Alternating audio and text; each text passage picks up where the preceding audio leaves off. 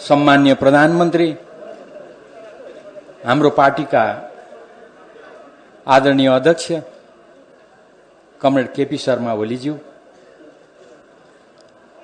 मञ्चमा आसीन हाम्रा कमरेडहरू छविलाल विश्वकर्मा, कमरेड प्रभु शाह, भानुभक्त ढकाल लगायत यस कार्यक्रममा उपस्थित आदरणीय र प्रिय कमरेडहरू, प्रदेश नम्बर 1 का विभिन्न जिल्लासँग सम्बद्ध अहिलेको यो बेलामा अलिअलि दुःखको बेला, तर यो दुःखलाई चिर्दै उत्साहपूर्वक फेरि अगाडि बढ्नको लागि लागिराख्नुभएका कमरेडहरू, कार्यक्रम स्थलमा उपस्थित सम्पूर्ण मित्रहरू,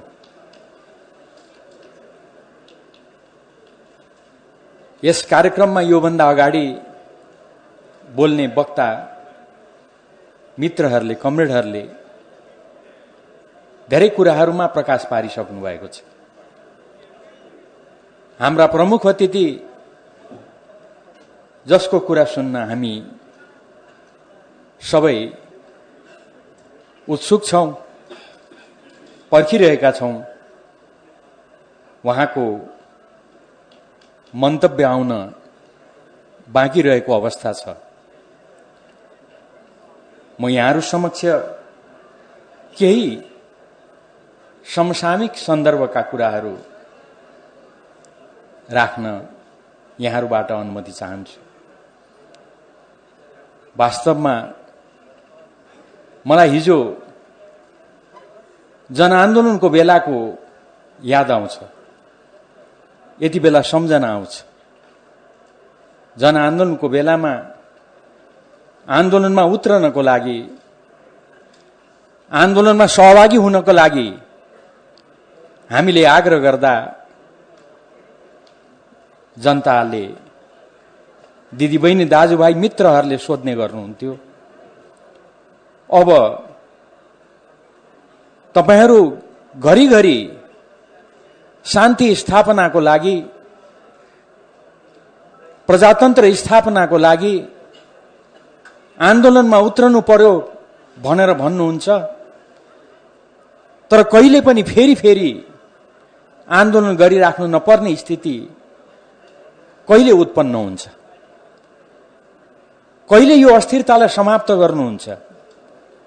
सबैको जिज्ञासा त्यही थियो। मलाई राम्रो सम्झना छ। हामीले जवाफ दिएको हिजो अस्ति जस्तो लाग्छ।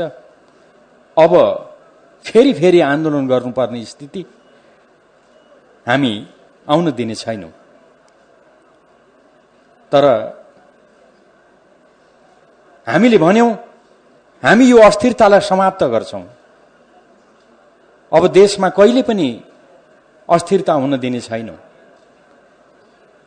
हामीले भनेका थियौं त्यति बेला 5 वर्ष चल्ने सरकार ल्याउँछौं। सरकार 5 वर्ष चल्छ, तपाईहरु मत हालेर पठाउनुहोस्। त्यो सरकारले 5 वर्ष सेवा गर्छ। तर दुःखका साथ त्यो ठाउँबाट मैले आफ्नो कुरा सुरु गर्नुपर्ने छ, अवस्था छ। जनताले केपी ओलीको आह्वानमा, केपी ओलीको आग्रहमा, केपी ओलीलाई प्रधानमन्त्री भनेर, केपी ओलीलाई 5 वर्षको लागि प्रधानमन्त्री मानेर निर्वाचनमा जिताएर पठाएको हामीले अलिकति भए पनि त्यो कुरालाई स्वीकार गर्नुपर्छ। हामीले 5 वर्ष नपुगिकन फेरि उस्तै स्थिति सामना गर्नुपर्ने स्थिति आयो। प्रधानमन्त्रीले भन्नुभएको छ बाध्यता। यो बाध्यताको कारण मैले फेरि जनताको बीचमा उजुर लिएर आउनु पर्यो। यो बाध्यताको कारण फेरि जनताको बीचमा मैले आफ्नो कुरा भन्न आउनु पर्यो। तर स्वाभाविक रूपमा यो स्थितिमा हामी अहिले यहाँ जम्मा भएका छौं। यसलाई चिर्दै अगाडि बढ्नु बाहेक हाम्रो अगाडि विकल्प छैन। प्रधानमन्त्रीज्यूको भनाइ छ, जब कुनै पनि विकल्प देखिँदैन त्यति बेला जनतामा जानु नै सबैभन्दा राम्रो उपाय हो। त्यसैले अहिले जनताको बीचमा जानको लागि भनेर हामी अग्रसर भएका छौं र त्यही क्रममा हामी यहाँ अहिले भेला भएका छौं। कमरेडहरू, म यहाँहरूको धेरै समय लिन चाहन्न। हाम्रा सम्मानीय प्रधानमन्त्री पार्टीका अध्यक्ष कमरेड केपी ओली आउँदै हुनुहुन्छ। हामी स्थिरताको लागि काम गरिरहेका थियौं, देशलाई समृद्धिको लागि, समृद्ध नेपाल, सुखी नेपालीको लागि काम गरिरहेका थियौं, त्यो दिशामा अग्रसर भइरहेका थियौं। तर यो किन पाच्य भएन? अध्यक्ष केपी ओली, प्रधानमन्त्री केपी ओली भनिराख्नु भएको थियो, म कक्षा दोहोर्याउने विद्यार्थी होइन। कम्युनिस्ट पार्टीमा महाधिवेशनबाट नेतृत्व परिवर्तन हुन्छ। तपाईहरुले महाधिवेशनबाट मलाई निर्वाचित गर्नुभयो, त्यो जिम्मेवारीलाई सम्हाल्दै म यहाँ आइपुगेको छु। पार्टीको महाधिवेशन आयोजना गरेर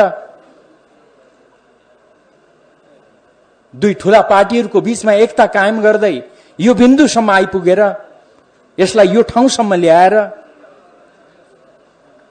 उपयुक्त समयमा महाधिवेशन गरौं, आवश्यकता पर्छ भने अलिकति चाँडो महाधिवेशन गरौं। महाधिवेशन मार्फत म पछिल्लो समयमा उहाँले प्रष्ट शब्दमा भन्नुभएको थियो, भन्नुभएको छ, म नयाँ पुस्तालाई त्यो जिम्मेवारी सुम्पन्छु। छोटकरीमा म कक्षा दोहोर्याउने विद्यार्थी होइन। पार्टी महाधिवेशन मार्फत नेतृत्व सुम्पने नयाँ पुस्तालाई अनि निर्वाचन मार्फत जनताको जनादेशको आधारमा नयाँ सक्षम व्यक्तित्वलाई प्रधानमन्त्री पद सुम्पने उद्घोषणका साथ प्रधानमन्त्री पार्टी अध्यक्ष केपी ओली अगाडि बढिरहेको बेलामा यस्तो स्थिति उत्पन्न किन गरियो? किन यो ठाउँमा हामी आइपुग्नु बाध्य भयौं? प्रश्न भनेको यो हो। यो प्रश्नको जवाफ आउने दिनहरूमा हामी पाउँदै जानेछौं। मलाई आश्चर्य लाग्यो, मैले अहिलेसम्म पत्याएको छैन। आफ्नो पार्टी अध्यक्ष महाधिवेशन चाँडो सम्पन्न गरेर नयाँ पुस्तालाई नेतृत्व सुम्पने उद्घोषण गर्नुभएका अध्यक्ष नयाँ जनादेशबाट नयाँ नेतृत्वलाई प्रधानमन्त्री पद सुम्पने उद्घोषण गरेका प्रधानमन्त्री केपी ओली, उहाँलाई किन यो अवरोध, किन यी अप्ठ्याराहरू उहाँको बाटोमा तेर्स्याइन्छन्? आदि प्रश्नहरू उठिरहेको बेलामा अस्ति सञ्चार माध्यमले एउटा समाचार प्रकाशनमा ल्यायो, उद्घाटित गर्यो। दुईजना नेताहरू भेट्न जानुभयो रे, भेटेर हाम्रा प्रतिपक्षी साथीहरूलाई भन्नुभयो रे संसद पुनर्स्थापना गरौं, पुनर्स्थापित संसदमा प्रधानमन्त्री त तपाईहरुलाई नै बनाउँछौं भन्नुभयो रे। मैले कुरा राम्रोसँग बुझिन। मलाई त ठ्याक्कै विश्वास लागिराखेको छैन। अहिले पनि विश्वास नलागी मैले तपाईहरुलाई सुनाएको मात्र हो। मलाई यो कुरामा विश्वास छैन। अनि फलानो जानुभएको थियो भनेर यसो नक्सा पनि देखाउनुभयो साथीहरूले। कता कता चिनेको जस्तो लाग्यो, तर बिर्सिएँ।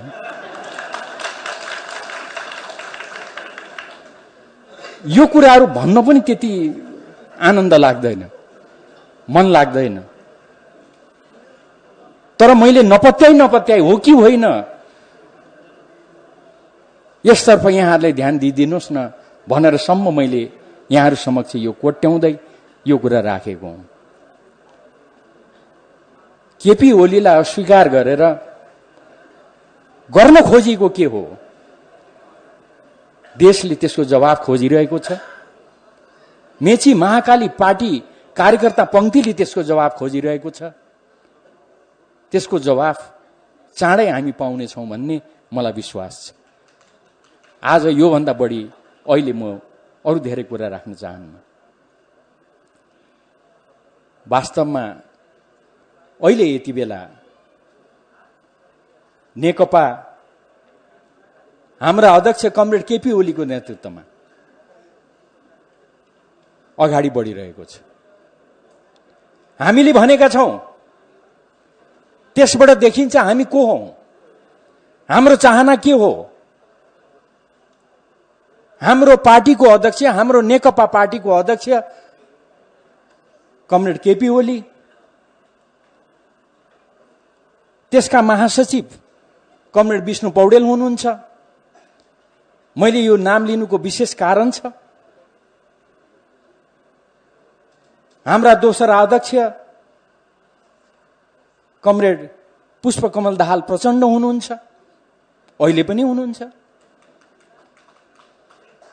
त्यसका वरिष्ठ नेताहरू कमरेड झलनाथ खनाल, माधव नेपाल, हामीले कसैलाई पनि कारबाही गरेर निकालेका छैनौं, किनभने हामी पार्टी एकताको पक्षमा छौं।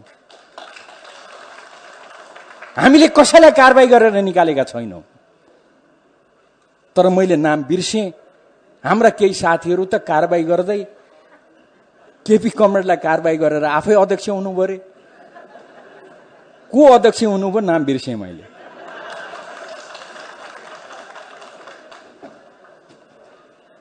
हाम्रै केपी कमरेडसँग अलिक अगाडि कुनै निर्वाचनमा हार्नु भएको थियो रे। अहिले आएर चाहिँ उहाँले केपी कमरेडलाई निकालेर आफै अध्यक्ष हुनुभयो रे। कस्तो सजिलो तरिका रहेछ, थाहै थिएन। म धेरै यसतर्फ जान चाहन्न। मलाई पत्यार नलागी तर अस्ति निर्वाचन आयोगमा पुगेपछि भने यी केही कामहरू गर्न खोजिएको रहेछ भन्ने थाहा भयो। अनि मैले तपाईहरुलाई सुनाएको हुँ। फेरि आज बिहान उठेर अब तपाईहरुसँग भेट हुन्छ भन्दै खुसी मान्दै आउने तयारी गर्दै थिएँ। फेरि समाचार सुनियो हाम्रो महासचिव विष्णु पौडेललाई पनि कारबाही गर्नुभयो रे।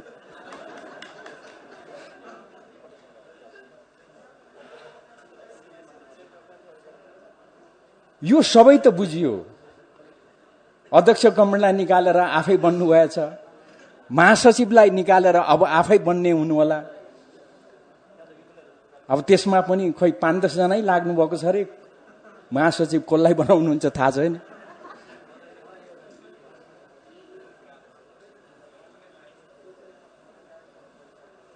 हाम्रा प्रधानमन्त्री केपी ओली, उहाँलाई हटाएर चाहिँ सक्दा उहाँलाई हटाएर चाहिँ हामी त तपाईलाई बनाउँछौं भनेर पुगेको चाहिँ मलाई अचम्मै लागेको छ। अचम्म लागेको हुनाले फेरि तपाईहरुलाई सुनाएको मैले। म त यो के को परिचायक हो, यो के गर्न खोजेको हो, यसको जवाफ अरु धेरै म भन्दिन। यो सम्पूर्ण कुराको जवाफ साथीभाइहरूले, तपाई हामी सबैले जनतालाई दिनुपर्छ। मेची महाकालीमा हामीलाई पर्खिएर बसेका पार्टी पंक्तिलाई दिनुपर्छ। अहिले अरु धेरै म यस बारेमा टिप्पणी गर्न चाहन्न। कमेन्टहरू अहिले धेरै घटनाक्रमहरू बढिरहेका छन्। निर्वाचन आयोगमा आधिकारिकताको विषय उठिरहेको छ, छलफल भइरहेको छ। सम्मानित सर्वोच्च अदालतमा विघटन सम्बन्धी मुद्दा छलफल भइरहेको छ। थुप्रै प्रश्नहरू छन्। यो केपी ओलीको सरकारले विकासका केही पनि काम गरेन, सिंहको भाँचेन भनेर केही साथीहरूले केही विषयहरू उठाइराख्नु भएको छ। अनि यही क्रममा पार्टी अध्यक्ष केपी ओलीलाई हामीले कारबाही गर्यौं भनेर पनि प्रश्न उठाइराख्नु भएको छ। यो के हो? यसको बारेमा म थोरै समय यहाँहरूको लिन चाहन्छु। हाम्रा प्रमुख अतिथि कमरेड केपी ओली आइराख्नु भएको छ। उहाँ आइसक्नुभन्दा अगाडि यस बारेमा म केही चर्चा गर्न चाहन्छु। कमरेडहरू, वास्तवमा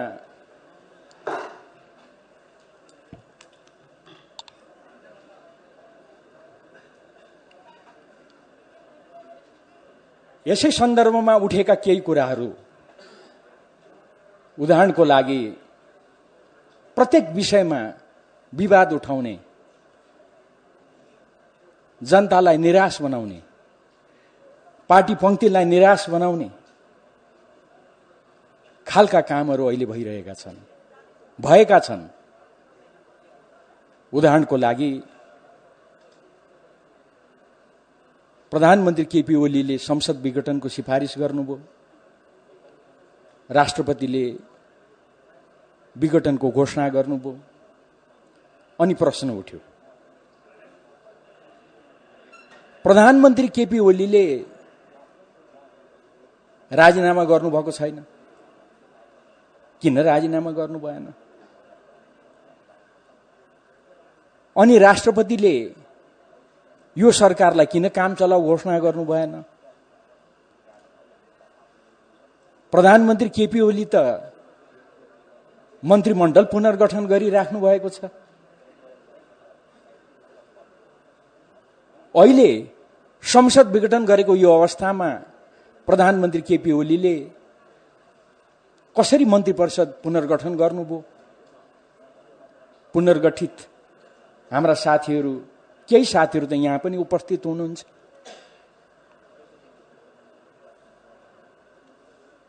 यस्ता प्रश्नहरू मैले उठाइराखेको पाएँ। म तपाईहरुलाई प्रष्ट शब्दमा भन्न चाहन्छु, हाम्रो अहिलेको संविधानमा यस सम्बन्धमा प्रष्ट एउटा व्यवस्था राखिएको छ। यस बारेमा पनि मुद्दा परेको छ। सर्वोच्च अदालतको यो विचाराधीन छ। त्यसैले यसको धेरै कुराहरू म गर्न चाहन्न, तर एउटा पक्ष तपाईहरुको अगाडि म राख्न चाहन्छु। यो एकदमै स्वाभाविक कुरा हो। हाम्रो संविधानको धारा 77 ले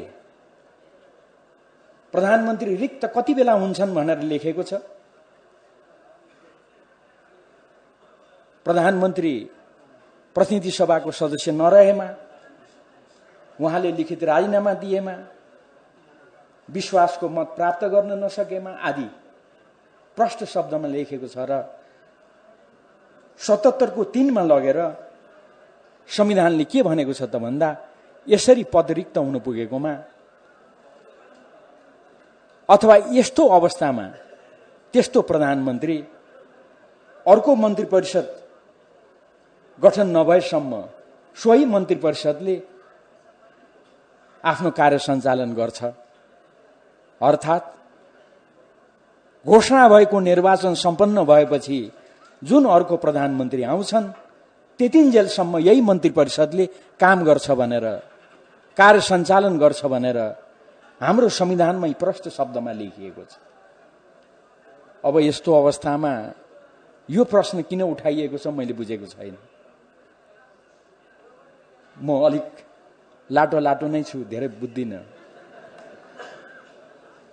अनि त्यति मात्रै होइन, राष्ट्रपतिलाई तानेर राष्ट्रपतिले किन यो नगरेको, यो ढङ्गले चर्चा गर्ने प्रयासहरू पनि भएका छन्। त्यसैले यति मात्रै भनेर संविधान बमोजिम यो सरकार अहिले कार्यरत छ, कार्य सञ्चालन गरिरहेको छ। यो सरकारले सबै कुरा गर्न सक्छ। एउटा सरकारले गर्न पाउने सबै काम यो सरकारले गर्न पाउँछ। जुन दिन निर्वाचन आयोगले आचार संहिता घोषणा गर्छ, त्यति बेला आचार संहिताले कतिपय कामहरू रोक लगाउँछ। आचार संहिता घोषणा नगरिन्जेल भने यो सरकारले फुल फ्लेज रूपमा यसले काम गर्न पाउँछ। मैले साथीहरूको तरिका बुझेको छैन। एउटा म अलिक आश्चर्य मानिरहेको छु। मैले अघि पनि भने, यही बीचमा निर्वाचन आयोग गएर हाम्रा केही साथीहरू, मैले नाम पनि बिर्सेँ, अनुहार पनि बिर्सेँ, तर साह्रै 24 घण्टा देखेको भेटेको प्रिय साथीहरू जस्तो लाग्छ। उहाँहरू गएर निर्वाचन आयोगलाई भन्नुभएछ, निर्वाचन आयोगले यो किन कामहरू गरेको, त्यो कामहरू गर्ने सिलसिलामा निर्वाचन आयोग सायद आचार संहिता पनि कुनै पनि बेलामा घोषणा गर्ने अवस्थामा हो। एकातिर साथीहरू केही पनि नगर भन्नुहुन्छ, अर्कोतिर यो सरकारले किन काम गर्यो पनि भन्नुहुन्छ। निर्वाचन आयोगले आचार संहिता घोषणा गरिसक्दा त सायद उहाँहरूले भन्न पाउनुहुन्थ्यो, अब आचार संहिता घोषणा भयो, यो सरकारले केही पनि गर्न पाउँदैन भन्न पाउनुहुन्थ्यो होला। आफै निर्वाचन आयोगलाई गएर केही पनि काम नगर भन्नुहुन्छ। फेरि यो काम चलाउ सरकार किन यो काम गरेको पनि भन्नुहुन्छ। त्यसैले किन साथीहरू अलिक कन्फ्युज जस्तो, किन अन्योलमा परेको जस्तो, म यसको बारेमा अरू धेरै टिप्पणी गर्न चाहन्छु। आदरणीय मित्रहरू, यही बेलामा देखिहाल्नुभयो तपाईहरुले, संवैधानिक इजलास हो कि बृहत इजलास भन्ने पनि विवाद भयो। हिजो मात्रै आएर टुङ्गियो। मलाई यही आश्चर्य लागिरहेको छ। निर्वाचन आयोगमा गएर निर्वाचन सम्बन्धी कुनै पनि काम नगर्नु भनेर भन्ने, सर्वोच्च अदालतमा भने, इजलासमा भने बृहत इजलास कि यो संवैधानिक इजलास भनेर यहाँहरूलाई थाहा छ। अहिलेसम्म सर्वोच्च अदालतमा दायर भएका जुन रिट निवेदनहरू छन्, त्यो रिट निवेदनहरूको विषयमा सुनवाई सुरु भएको छैन, ढिलाइ गरिएको छ। कसले ढिलाइ गर्यो म त्यतातिर जान्न, यहाँले बुझ्नै भएको छ। अहिलेसम्म सुनवाई सुरु भएको छैन। भर्खर हिजो बृहत इजलास कि यही संवैधानिक इजलासले मुद्दा हेर्ने भन्नेमा विवाद चल्यो। सामान्य मुद्दा दायर गर्दा थोरै पैसा लाग्छ, संवैधानिक इजलासमा मुद्दा अगाडि बढ्दा 5000 रुपियाँ लाग्छ। उदाहरणको लागि यो संवैधानिक इजलासको मुद्दा भनेर 5000 रुपियाँ पनि बुझाउनु भयो साथीभाइहरूले। अनि फेरि संवैधानिक इजलास कि बृहत इजलास भनेर अहिलेसम्म सर्वोच्च अदालतलाई अड्काउने काम भइरहेको छ।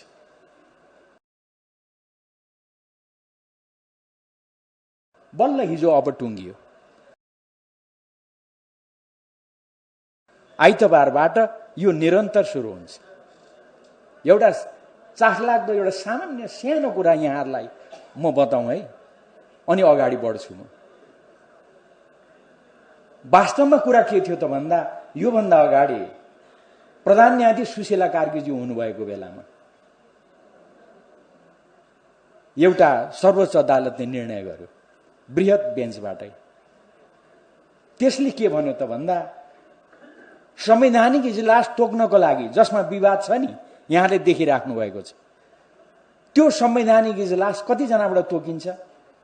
अहिले उहाँहरूले नियम बनाएर सर्वोच्च अदालतले 14 जना प्यानल बनाएको छ न्यायाधीशहरूको। त्यो 14 जना न्यायाधीश मध्येमा सर्वोच्च अदालतका प्रधान न्यायाधीशले 5 जनाको बेन्च बनाउने भनेर अधिकार कसलाई दिएको छ? सर्वोच्च अदालतको प्रधान न्यायाधीशलाई। यो कहिले यो आदेश भयो, कहिले यो तय भयो, टुङ्गो लाग्यो त भन्दा सुशीला कार्कीज्यू प्रधान न्यायाधीश हुँदा त्यति बेला आदेश भएको छ। अब अहिले आएर भने त्यही अनुसार अहिलेका प्रधान न्यायाधीशले संवैधानिक इजलास बनाउने भनेर अगाडि बढ्दा होइन, बृहत इजलास चाहिन्छ भनेर विवाद उठाइयो।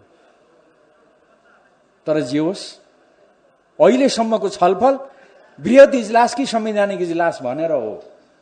हिजो बल्ल टुङ्गियो। अब आइतबारबाट यो अहिलेको जुन संवैधानिक इजलास छ नै यो मुद्दालाई निरन्तर सुनवाई गर्छ र एउटा टुङ्गोमा पुग्छ। स्थिति भनेको यो छ। अनि अहिले यही बीचमा धेरै बृहत रूपमा एउटा प्रश्न उठाउने गरेको पाइन्छ, होइन निर्वाचन हुन्छ कि हुँदैन? निर्वाचन कुन मितिमा हुन्छ? प्रधानमन्त्रीज्यू सधैँ भन्नुहुन्छ, हामीसँग सधैँ भन्नुहुन्छ, निर्वाचन वैशाख 17 गते र वैशाख 27 गते सरकारले जुन सिफारिस गरेको छ, जुन घोषणा भएको छ, त्यो मितिमा हुन्छ। प्रधानमन्त्रीले जसले संसद विघटनको सिफारिस गर्नुभएको, उहाँ संसद विघटनको बारेमा बोल्न सक्नुहुन्छ। मैले सर्वोच्च अदालतमा विचाराधीन मुद्दाको सन्दर्भको कुरा गरेको हुँ, किनभने म भनिराखेको छु, अहिले पनि भन्छु, यो कुरा सर्वोच्च अदालतमा विचाराधीन भएको हुनाले मेरो यसमा धेरै भन्नु छैन है भन्ने गरेको छु नि। तर प्रधानमन्त्रीलाई यो कुरा लाग्दैन, किनभने प्रधानमन्त्री स्वयंले संसद विघटनको सिफारिस गर्नुभएको हो। उहाँले भन्न पाउनुहुन्छ, भन्न सक्नुहुन्छ, मैले यो कारणले संसद विघटन गरेको हो। अब के ठिक हो सर्वोच्च अदालतले निर्णय गर्छ। तर मैले यहाँ जोड दिन खोजेको वैशाख 17 गते र वैशाख 27 गते निर्वाचन हुन्छ कि हुँदैन भन्ने कुरामा, वैशाख 17 र 27 गते निर्वाचन हुँदैन, यो सरकारले गर्दैन भन्ने भ्रम फैलाएर सर्वोच्च अदालतलाई अनावश्यक दबाब दिने प्रयास भएको छ भन्ने विज्ञहरूको टिप्पणी छ। मेरो आरोप होइन, यो मेरो भनाइ होइन, तर विज्ञहरूको टिप्पणी छ। निर्वाचन नै हुँदैन, तोकिएको मितिमा निर्वाचन गर्दैन जस्ता भ्रमहरू फैलाएर सर्वोच्च अदालतलाई अनावश्यक दबाब दिने, नहुने निर्वाचनको सम्बन्धमा श्रीमान किन अगाडि बढ्ने जस्ता कुराहरू गर्न खोजिएको छ भन्ने कुरा उठेको छ। म अरू यसबारेमा थप्न चाहन्न। छोटकरीमा तोकिएको समयमा निर्वाचन गर्नुपर्छ, तोकिएको समयमा निर्वाचन हुन्छ भन्ने कुरा म यहाँहरू समक्ष राख्न चाहन्छु। वास्तवमा देश त निर्वाचनमा गइसकेको छ, मैले अन्यथा भन्न खोजेको होइन। स्वयं हेर्नुहोस्, प्रतिपक्ष निर्वाचनमा गइसकेको छ। हाम्रा प्रमुख प्रतिपक्षको कार्यक्रमहरू हेर्नुहोस् त यहाँहरूले, उहाँहरूका विरोधका कार्यक्रमहरू, आन्दोलनका कार्यक्रमहरू। प्रतिपक्षले सरकारको कदमको बारेमा चर्चा गर्नु, टिप्पणी गर्नु, त्यसलाई अन्यथा मान्नु हुँदैन, त्यो उहाँहरूको कुरा हो। उहाँहरूले यो असंवैधानिक भन्नुभएको छ, त्यसको लागि विरोधको कार्यक्रम राख्नु भएको छ। त्यो अचम्मको कुरा होइन। उहाँहरूले त्यो कार्यक्रम राख्दा पहिलो कार्यक्रम राख्नुभयो 165 निर्वाचन क्षेत्रमा आमसभा, त्यसपछि अर्को कार्यक्रम राख्नुभयो गाउँ नगरमा आमसभाहरू कार्यक्रमहरू, अब वडा वडासम्म पुग्ने रे। हेर्नुहोस् है, हाम्रा प्रतिपक्षी प्रतिस्पर्धीले त निर्वाचन सम्बन्धी काम त झन्नै झन्नै भ्याउन थाल्नुभयो। तपाईँ हामी चाहिँ अझै पनि धेरै काम गर्न बाँकी छ। त्यसैले मैले आग्रह गर्न खोजेको के हो त भन्दा, सिङ्गो देश निर्वाचनमय हुनेतर्फ अगाडि बढिरहेको छ। हामीले यो कुरालाई केन्द्र बनाएर अगाडि बढ्नुपर्छ। यो नै हाम्रो जिम्मेवारी हो भन्ने मेरो आग्रह छ। अस्ति भर्खर प्रधानमन्त्रीज्यूले यस दिशामा सिङ्गो देशलाई आग्रह गरिसक्नु भएको छ। यसमा म अरू लामो चर्चा गर्न चाहन्न। आयोगमा आधिकारिकताको विवाद छ। आयोगमा यो आधिकारिकताको विवाद भएको हुनाले धेरै लामो म यसमा टिप्पणी गर्न चाहन्न। यो पनि आयोगको विचाराधीन छ। तर यति कुरा तपाईहरुलाई म भन्न चाहन्छु, हामीले साह्रै मेहनत गरेर, साह्रै गम्भीर छलफल गरेर, तयारी गरेर हाम्रा विधानहरू, हाम्रा अभ्यासहरू, त्यसको यथार्थ धरातलमा उभिएर हामीले निर्वाचन आयोगलाई आफ्नो लिखित जवाफ बुझाएका छौं। हामी ठूलो संख्यामा निर्वाचन आयोगमा उपस्थित भएर हामीले हाम्रो लिखित दस्तावेज प्रमुख निर्वाचन आयुक्त लगायत आयुक्तहरूलाई दिएका छौं। हामीले भनेका छौं। म एक दुईवटा कुरा मात्रै राख्न चाहन्छु। हाम्रो पार्टीको निर्णय गर्ने प्रक्रिया, यसलाई तपाईहरुले कसरी हेर्नुपर्छ, हामीले यो कुरा विस्तृत रूपमा राखेका छौं। वास्तवमा जति बेला एकता भयो, एकता हुँदा दुई पार्टी नेकपा एमाले र नेकपा माओवादी केन्द्रको बीचमा यो एकता हुन्छ भनेर पनि कसैले पत्याएका थिएन। हामीले निर्वाचनको गठबन्धन गर्दा धेरैले पत्याएका थिएनन्, तर हामी गठबन्धन गरेर अगाडि बढ्यौं। पछि दुई पार्टीको बीचमा एकता कायम गर्यौं। दुई पार्टी बीचको एकता घोषणा गर्दा हाम्रा दुई अध्यक्षले, हाम्रा पार्टीका अध्यक्ष केपी ओली र अर्का अध्यक्ष पुष्पकमल दाहाल प्रचण्डले उहाँहरूले घोषणा गर्नुभयो। तपाई हामीलाई सम्झना छ, त्यो घोषणा गर्दा हामीले 60-40 को रेशियोमा हामीले घोषणा गर्यौं। दुई अध्यक्षले सचिवालय घोषणा गर्नुभयो, स्थायी कमिटी घोषणा गर्नुभयो, केन्द्रीय कमिटी घोषणा गर्नुभयो। हामीले त्यसलाई मान्यौं, अनुमोदन गर्यौं। त्यो 60-40 भनेको के को आधारमा गरिएको थियो? त्यो सबै सन्दर्भलाई ध्यानमा राखेर तपाईहरु एउटा निष्कर्षमा पुग्नुपर्छ। हामीले निर्वाचन आयोगलाई भनेका छौं, हामीले त्यति मात्र होइन, यो सम्पूर्ण यो सिङ्गो पार्टीको विधि प्रक्रिया भनेको सहमति र समझदारी हो। सहमति र समझदारीमा आधारित भएर हामी अगाडि बढ्छौं। हामीले हाम्रो विधानमा त्यो लेखेका छौं, हाम्रो त्यो अभ्यास त्यो छ। त्यो कारणले गर्दा हाम्रो पार्टीको एकतालाई यति लामो समय लाग्यो, हामीले त्यो भनेका छौं। तर अहिले त्यसतर्फ म लामो चर्चा गर्न चाहन्न। बहुमत र अल्पमतका कुराहरू ल्याउँदै विग्रह उत्पन्न गर्ने काम भयो। अहिले त उहाँहरू हुँदा कारबाहीतिर अगाडि बढ्नुभयो र अहिले हामी यो ठाउँमा उभिएका छौं। हामीले प्रष्टसँग यो सम्पूर्ण दस्तावेज, हाम्रा प्रत्येक निर्णयहरूमा हाम्रा प्रथम अध्यक्ष केपी ओलीको हस्ताक्षरले मात्रै सबै काम कारबाहीहरू भएका कुराहरू लगायतका यी सम्पूर्ण कुराहरू हामीले निर्वाचन आयोगमा बुझाएका छौं। कतिसम्म भने हाम्रा यी अन्य साथीहरूले बुझाउनु भएको, निर्वाचन आयोगमा बुझाउनु भएको कागजमा पनि हाम्रो उपस्थितिमा 1 नम्बरमा त केपी ओली नै रहेछ। किनभने उहाँ त 1 नम्बरै हो, त्यसमा त विवाद भएन। उहाँहरूले बुझाएको कागजमा पनि 1 नम्बरमा केपी ओली छ। अनि मैले अन्यथा उहाँहरूलाई जिस्काउन खोजेको होइन। महासचिव त रहँदै रहेनछ। उहाँहरूले बुझाएको कागजमा महासचिव त छँदै रहेनछ। अचम्म होइन, अब छँदै छैन त कहाँबाट ल्याउने?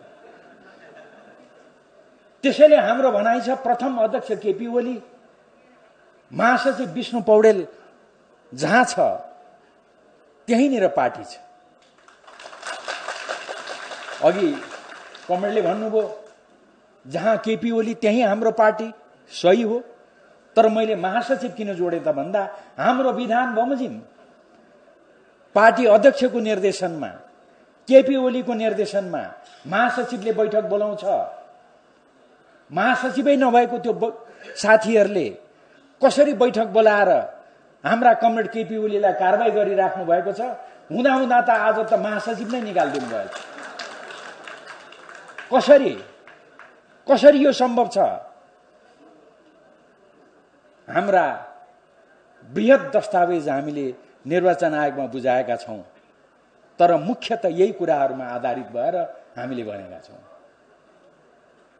हामीले प्रश्न उठाएका छौं। पार्टीको लागि, नेकपाको लागि पार्टी महाधिवेशन ठूलो हो। पार्टी महाधिवेशनबाट निर्वाचित भएर आएका केपी ओली, अर्को पार्टीको महाधिवेशनबाट निर्वाचित भएका पुष्पकमल दाहाल प्रचण्ड, उहाँहरूले एकताको घोषणा गर्नुभयो। एकता नटुङ्गिजेलसम्म महाधिवेशन पनि एकताको महाधिवेशन हुन्छ, सहमति र समझदारीको महाधिवेशन हुन्छ भनेर घोषणा गरिएको छ। तर यो अचानक कहाँबाट केपी ओलीलाई निष्कासन गर्दै, कारबाही गर्दै, त्यति बेला निर्वाचित महाधिवेशनमा केपी कमरेडसँग निर्वाचन लडेर हार्नुभएका साथी पो अचानक अध्यक्ष हुनुभयो रे भन्ने यो समाचार साँच्ची नै हो? निर्वाचन आयोगमा हामीले सोध्यौं। यहाँहरूले कुरा बुझिहाल्नुभयो। त्यसैले यही आधारमा आधारित भएर पार्टीको आधिकारिकताको विषय टुङ्गिनुपर्छ। यसमा अन्यथा हुन सक्दैन। हुन त साथीभाइहरूले यो हाम्रो पक्षमा भएन भने आधी बेरी आउँछ भन्नुभएको छ। कसले भन्नुभयो त्यो चाहिँ बिर्सेँ मैले।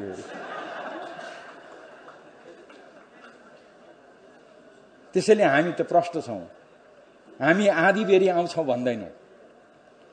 हाम्रो विधान बमोजिम, हाम्रो अभ्यास बमोजिम, देशका संविधान, कानून, प्रक्रिया बमोजिम हामीले आधिकारिकता पाउने बाहेक त्यसको अर्को विकल्प छैन।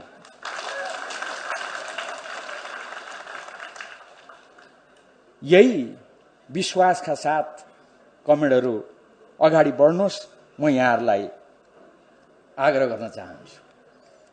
अब विघटनको प्रसङ्ग छ, म लामो जाँदिन।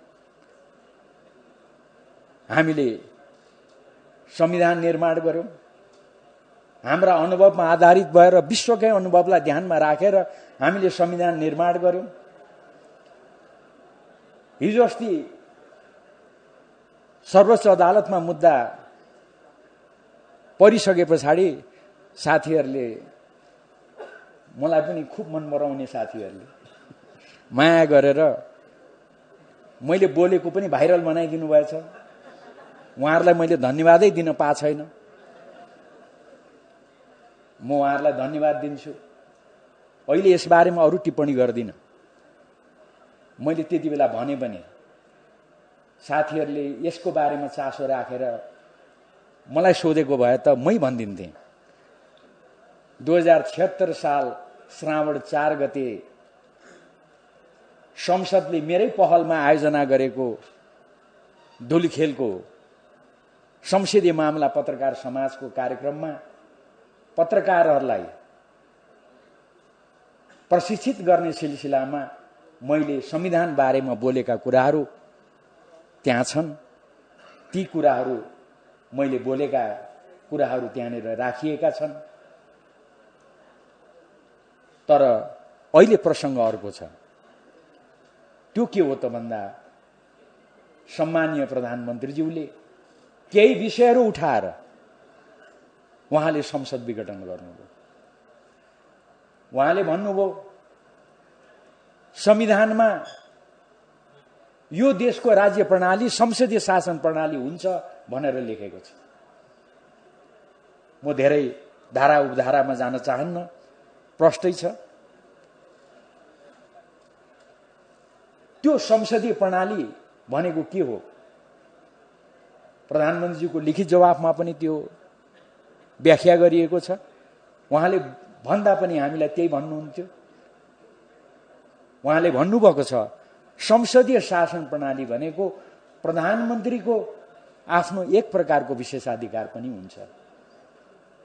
त्यसलाई संविधानले कहीँ पनि निषेध गरेको छैन।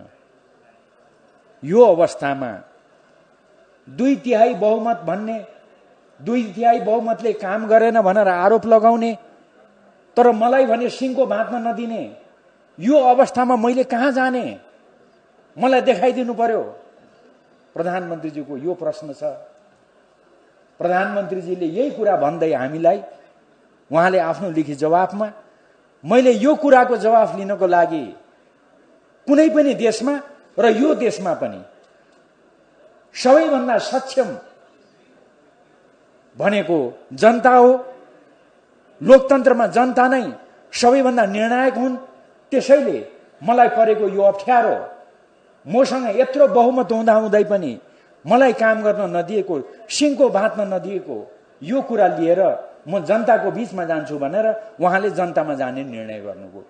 उहाँले यही भन्नुभएको छ।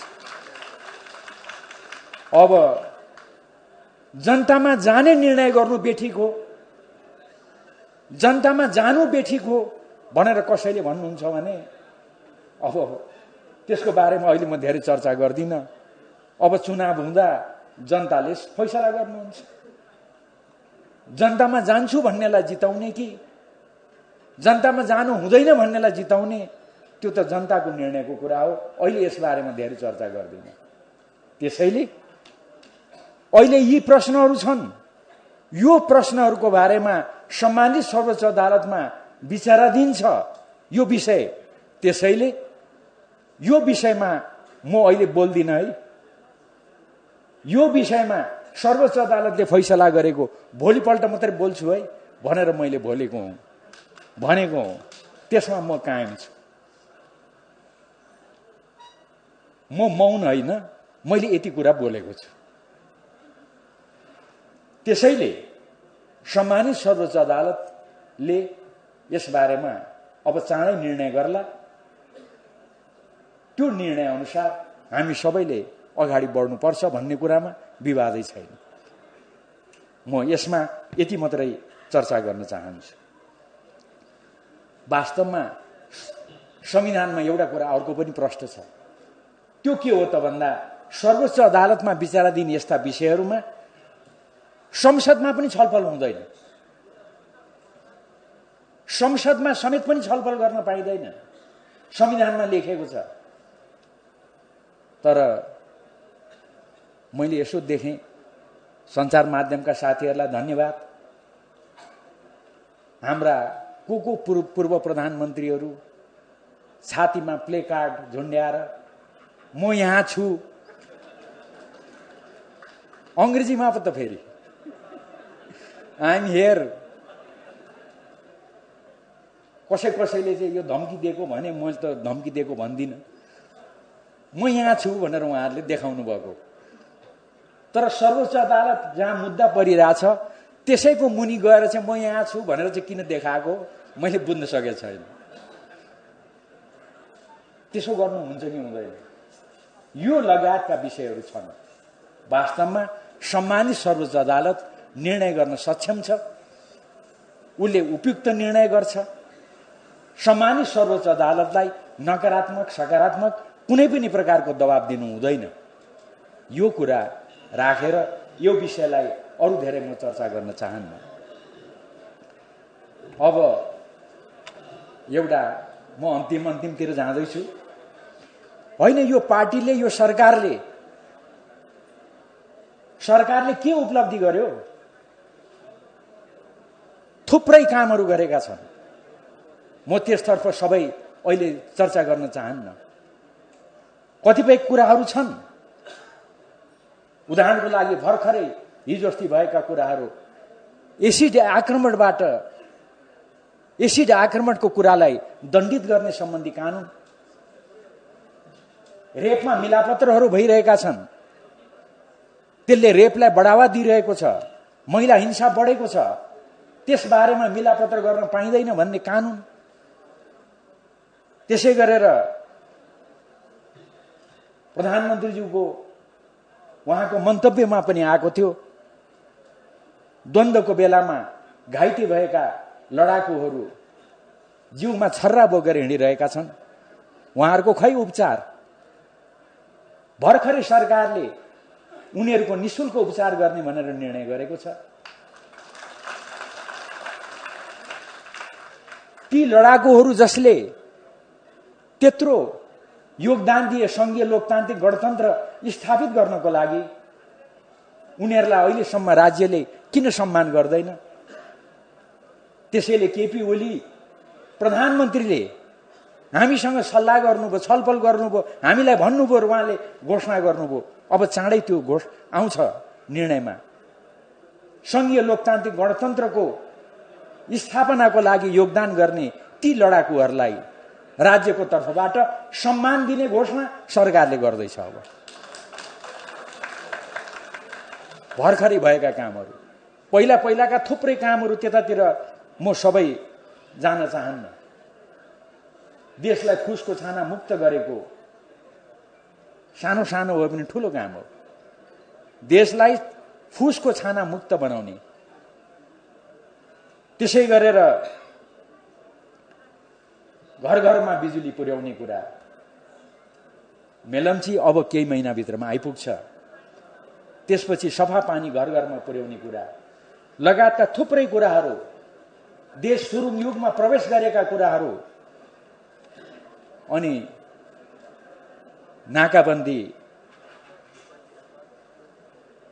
नाकाबन्दीको अवस्था त म यति मात्रै चर्चा गर्न चाहन्छु। त्यति बेला हामीले नाकाबन्दी सहन गर्नु पर्यो। त्यो नाकाबन्दी लगाएको बेलामा झन्नै 5 महिना नाकाबन्दी लगाउँदा कमरेड केपी ओली नै प्रधानमन्त्री हुनुहुन्छ। अब अहिले त्यो काम केपी ओलीले तपाईँ हामीले गर्दा के ठुलो काम गर्यो र भन्ने पनि साथीहरू हुनुहुन्छ छेउछेउमा। मान्छे चाहिँ म बिर्सिहाल्छु फेरि। तर म तपाईहरुलाई यो कुरा कस्तो हो भनेर प्रश्न हुनको लागि एउटै मात्र स्थिति बताउँछु। त्यो नाकाबन्दीलाई नाकाबन्दी भन्न नसक्ने अवस्था थियो। तपाईहरुलाई सम्झना छ? त्यति बेला केही दलले, केही साथीहरूले दक्षिणी सिमानामा देखा परेको असहज अवस्था भन्ने गर्नुहुन्थ्यो। नाकाबन्दी पनि भन्नुहुन्न थियो। दक्षिणी सीमामा देखा परेको असहज अवस्था हामीले बुझेका छौं भन्नुहुन्थ्यो। तर प्रधानमन्त्री केपी ओलीले नाकाबन्दीलाई नाकाबन्दी भन्नुभयो। भारतले निम्ता गर्दा पहिला नाकाबन्दीलाई सहज बनाऊ, मेरा जनता सहज नभइकन म भारतको यात्रा आउन सक्दिन भनेर भन्नुभयो। र नाकाबन्दी फर्काइए पछाडि, त्यसलाई अन्त गरिए पछाडि मात्रै उहाँ भारत भ्रमणमा जानुभयो। अहिले त्यसैलाई निरन्तरता दिँदै अहिलेको सरकारले त्यसलाई जोड्दै निरन्तरता दिँदै यही सरकारको बेलामा घोषणा भयो, चीनका राष्ट्रपति सी जिनपिङ आउँदा उहाँले भन्नुभयो नेपाललाई ल्यान्ड लिङ्क गर्नको लागि हाम्रो सहयोग रहेको छ, रहन्छ। उहाँले घोषणा गर्नुभयो। अर्थात् अब नेपाल कहिले पनि कसैले पनि चाहेर नाकाबन्दीमा पर्न सक्दैन। यो स्थिति उत्पन्न भयो। तर नेपालको सम्मान बढाउने काम भयो। म धेरै समय लिन्न। सार्वभौमिकता बराबरै हुन्छ, सानो र ठुलो हुँदैन। चीन ठुलो देश, भारत ठुलो देश, हामी नेपाल सानो, त्यो हुँदैन। हिजो अस्ति भर्खर एउटा न्युजले हाम्रा प्रधानमन्त्रीलाई सोधेको तपाईहरुले सुन्नुभयो? होइन, हामी ठुलो दाइ हौं भनेर प्रधानमन्त्रीको मुखबाट भनाइ माग्न कति कोसिस गरे, प्रधानमन्त्रीले मान्नु भएन। हाम्रो प्रधानमन्त्री सकारात्मक असल जिद्दी गर्नुहुन्छ नि, साह्रै छोड्नु त मरिगए। कति कोसिस गरे तर दाइ भनिदिए त के र भन्दै भन्नु भएन। उहाँले पटक पटक दोहोऱ्याउनु भयो, देश साना हुन सक्छन्, ठूला हुन सक्छन्, सार्वभौमिकता सानो र ठूलो हुँदैन, बराबर हुन्छ। त्यो कति दिनसम्म, अहिलेसम्म भारतमा, भारतीय सञ्चार माध्यममा नेपालका प्रधानमन्त्रीको चर्चा छ। हाम्रो सम्मान यसले बढ्यो कि बढेन? म यसलाई अरु धेरै भन्दिन। तर सारै विधि प्रक्रियाको कुरा गर्ने हाम्रा साथीहरूले ठ्याक्क यही बेलामा हाम्रा प्रधानमन्त्री पार्टीका अध्यक्ष केपी ओलीलाई कारबाही गर्नु पर्यो, अध्यक्षबाट हटाउनु पर्यो। अरु केबाट हटाउनु भयो? मैले सुन्दै थिएँ केन्द्रीय कमिटीबाट रे, कताबाट रे। पार्टी अध्यक्ष केपी ओलीलाई यो कारबाही किन गरियो? के को लागि गरियो? अहिले जिज्ञासा छ, प्रश्नहरू छन्। होइन, नेपालको नक्सा जहाँ चुच्चो थिएन त्यो नक्सामा चुच्चो जोडेको हुनाले लिम्पियाधुरा हाम्रो हो, हामी छोड्दैनौं भनेर लिम्पियाधुरालाई नेपालको नक्सामा जोडेर कुनै पनि हालतमा यो नक्सा पारित गर्नै पर्छ भनेर सर्वसम्मतिबाट त्यो नक्सा बनाए बापत केपी ओलीलाई कारबाही गरिएको हो? प्रश्न। त्यसै गरेर छिमेकी ठूला देशहरूलाई होइन दाइ भन्नुपर्ने, टेर्ने होइनन् त केपी ओली, दाइ भनेनन्। त्यही दाइ नभने बापत केपी ओलीलाई कारबाही गरिएको हो? जवाफ त आउनु पर्यो नि। यही बेलामा किन कारबाही गरिएको छ? त्यसै गरेर केपी ओलीले भने साना ठूला हुन सक्छौं हामी, तर हामी बराबर हौं, बराबर सार्वभौमिकता छ। त्यसो भने बापत, हामी बराबरी छौं भने बापत उहाँलाई कारबाही गरिएको हो? प्रश्न। अनि ठूला दाइले लगाएको नाकाबन्दी त हो, यो नाकाबन्दी त नाकाबन्दी पनि होइन, यसले त साह्रै आनन्द पायो त भनेर धन्यवाद भनेर केपी ओलीले नभनिकन यो हामी विरुद्धको ज्यादती हो, तिमीले यसलाई सहज नबनाइकन तिम्रो देशको भ्रमण आउँदिन भनेर केपी ओलीले भने बापत उहाँलाई कारबाही गरिएको हो? प्रश्नहरू त प्रश्नका प्रश्न छन् नि त, यसको उत्तर त आउनु पर्यो नि। अनि कहिले पनि नाकाबन्दी नलाग्ने व्यवस्था गरे बापत केपी ओली माथि कारबाही गरिएको हो? संक्षेपमा नेपालको आत्मसम्मान बढाए बापत केपी ओलीलाई कारबाही गरिएको हो त? यसको उत्तर साथीभाइहरूले दिनुपर्छ। अनि नेपाली जनतालाई सपना देखाएर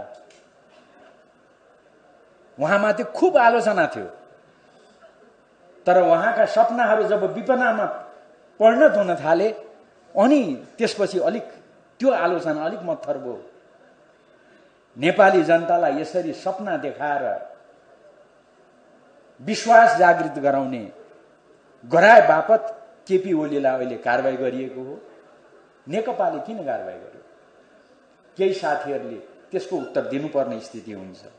अनि मैले अघि नै भने लडाकुहरूको निशुल्क उपचार, लडाकुहरूले संघीय लोकतान्त्रिक गणतन्त्रप्रति गरेको जुन उनीहरूको भूमिका छ त्यसलाई सम्मान गर्छु भने बापत उहाँलाई कारबाही गरिएको हो, के हो? यो सम्पूर्ण विषयहरू अहिले उठेका छन्, यसको जवाब आउनुपर्छ। म अब अन्तिममा एसिड, रेप इत्यादि मैले भने त्यस बापत कारबाही हो। तर एउटा कुरा चाहिँ म 1-2 दिन अगाडिदेखि प्रष्ट भएको छु है, तपाईहरुलाई यति कुरा चाहिँ मैले शेयर गर्नुपर्छ। सम्मान्य प्रधानमन्त्रीज्यू, मैले पनि सिद्ध्याउन आँटे, ठ्याक्कै सम्मान्य प्रधानमन्त्रीज्यू स्वागत गरौँ। सम्मान्य प्रधानमन्त्रीज्यूलाई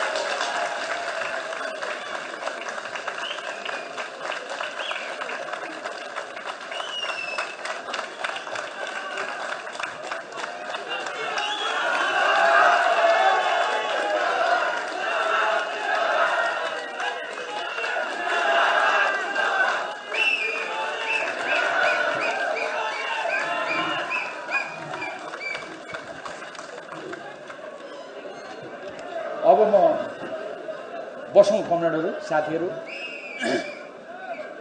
सम्मान्य प्रधानमन्त्री आउनुभएको छ, उहाँलाई भर्खरै हामीले स्वागत गर्यौं। एकपटक मजाले थपडी बजाएर स्वागत गरौँ।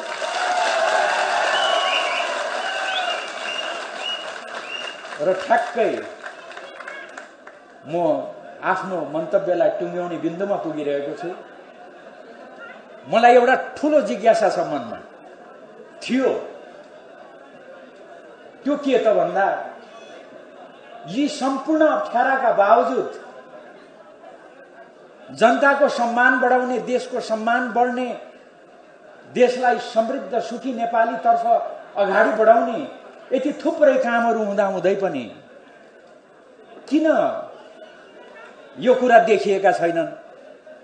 किन साथीहरूले यो कुरा देखिराख्नु भएको छैन भन्ने लागिरहेको थियो। हिजो अस्ति एउटा घटनाबाट म चाहिँ दङ्ग परेको छु। हेर्नुहोस्, त्यो अन्तिममा सुनाउँछु तपाईहरुलाई। म सिंहदरबारबाट हाम्रो धरहरा कस्तो भएछ, कति बनिएछ भन्दै हेर्न, रानी पोखरी कस्तो भएछ भनेर जहिले पनि बेला बेलामा त्यहाँबाट यसो धरहरा हेर्दै, रानी पोखरी हेर्दै मक्ख पर्दै म घर फर्कन्छु।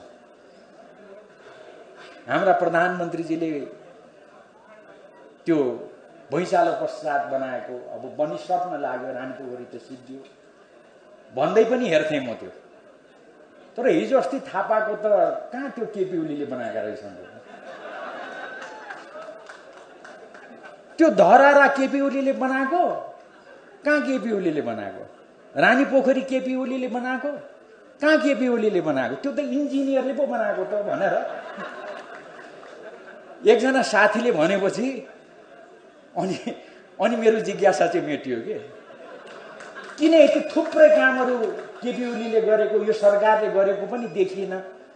किन देखिराख्नु भएको छैन भनेको त अब जम्मै इन्जिनियरले बनाएको भन्ने लागेको रहेछ उहाँहरूले। अब यो कोभिड धेरै नियन्त्रण भएको छ हेर्नुहोस्। अब त्यो केही समय पछाडि आउँछ त्यसको खोप पनि निशुल्क वितरण गर्ने भनेर केपी ओली सरकारले घोषणा गरिसकेको छ। हेर्नु, हाम्रा चिकित्सकहरू अग्रपंक्तिमा, उमेर पुगेकाहरू अग्रपंक्तिमा, निशुल्क सबैलाई बाँड्ने, खोप लगाउने भनेर भनिसकेको छ। तर हाम्रो ती साथीहरू त कहाँ यो केपी ओली सरकारले गरेको हो र, यो त डाक्टरले गरेको भनिदिने हो। त्यसकारणले मलाई त आनन्द लागेको छ। अब त्यो कुरा त यो रहेछ भन्ने बुझियो। खालि एउटै मात्रै अप्ठ्यारो हो। त्यसो भन्ने साथीहरूलाई अब चुनाव त आइगयो, चुनावमा चाहिँ प्रतिपक्षीले समाते भने पो अप्ठ्यारो पर्ने गर्छ। मैले बनाएको यो बाटो भनेका छन्, मैले बनाएको यो धारा भनेका छन्, मैले ल्याएको यो बिजुली भनेका छन्। अब प्रतिपक्षीले कहाँ तपाईले बनाएको, यो त इन्जिनियरले बनाएको भनिदियो भने अप्ठ्यारो पर्ने हो। अब मैले मेरो कुरा सिद्ध्याएँ र अन्तिममा वास्तवमा साथीहरू अलिकति आत्तिनु भएको जस्तो पनि देखिन्छ। उहाँहरूले प्रयोग गरिराखेका शब्दहरू उहाँहरूले बोलिराख्नुभएका कुराहरू राजनीतिमा छौँ, अब सँगै मिलौँ भनेर एकताकै घोषणा गरेको हो। हामी त अहिले पनि एकताबद्ध नै छौँ भन्ने छ। मैले अघि नै भने हामीले कसैलाई कारबाही गरेका छैनौँ, तर त्यसो हुँदाहुँदै पनि यदि प्रतिस्पर्धामा उत्रनै पर्ने स्थिति उत्पन्न भयो भन्ने साथीहरूलाई लागेको हो भने पनि हामी अझै लामो समय विभिन्न नाताले सँगै हिँड्नुपर्ने अवस्था हुन्छ। आफ्ना शब्दहरू, आफूले प्रयोग गर्ने भाषाहरू, व्यवहारहरू भने तद अनुकूल बनाउनको लागि म सबैलाई आग्रह गर्न चाहन्छु। केही दिन अगाडि एकजना साथीले भनिदिनु भयो, केपी ओली भनेको त हिटलर हो। मैले एउटा नमुना भनेको, त्यस्तै अरू पनि थुप्रै छन्। हाम्रा कमरेड यस्ता जति कुरा सुनाए पनि उहाँ रिसाउनुहुन्न, त्यसैले मैले यो सुनाएको। नभए त उस्तै नेतालाई त सुनाउनु पनि डर मर्दो, सुनायो रिसाएर फेरि केही गर्दैलान् भन्ने। तर हाम्रा कमरेड पटक्कै रिसाउनुहुन्न, त्यस कारणले मैले सुनाउने आँट गरेँ। मैले यो कुरा किन तपाईँलाई सुनाइरहेको त भन्दा, कतिसम्म यो भाषाको प्रयोग, जर्मनबाट आएका मेरा केही आफन्तहरूले पनि यो कुरा सुने अनि मलाई भने, जर्मनीमा भएको भए यस्तो भन्ने मान्छेलाई के गर्थे म भन्न सक्दिनँ, मामा भने। किनभने उनी मलाई मामा भन्छन्। किन भने मैले, किन भनेको जर्मनीमा सामान्य मान्छेले पनि सबैको एकमुख छ। हिटलर भनेको 60 लाख कम्युनिस्टहरू मार्ने,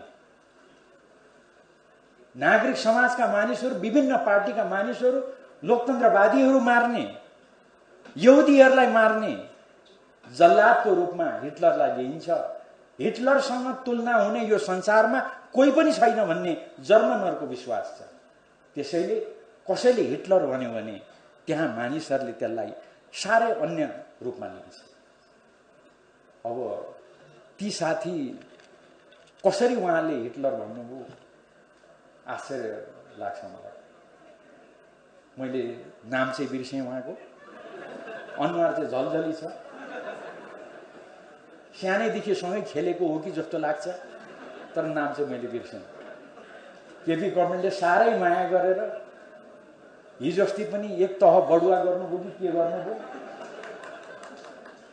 अनि उहाँलाई हिटलर 60 लाख मान्छे मार्ने हिटलरसँग तुलना गरेर। अरू धेरै म चर्चा गर्दिनँ। मैले हाम्रा प्रमुख अतिथिलाई पर्खनु पनि थियो, त्यसैले अलिकति समय बढी लिएँ। यहाँहरूलाई यति कुरा राखेर दृढतापूर्वक सिङ्गो देशलाई एकताबद्धै बनाएर जानुपर्छ, सम्पूर्ण कम्युनिस्टहरूलाई एकताबद्ध बनाएरै जानुपर्छ। हाम्रा कमरेड अध्यक्ष केपी ओली दृढतापूर्वक उभिनु भएको छ, सिङ्गो नेकपा दृढतापूर्वक उभिएको छ। त्यसको वरिपरि गोलबन्द भएर अगाडि बढ्नुपर्छ। यही आग्रह र आह्वान गर्दै म तपाईँहरूसँग बिदा चाहन्छु। हवस् त, धन्यवाद, नमस्कार।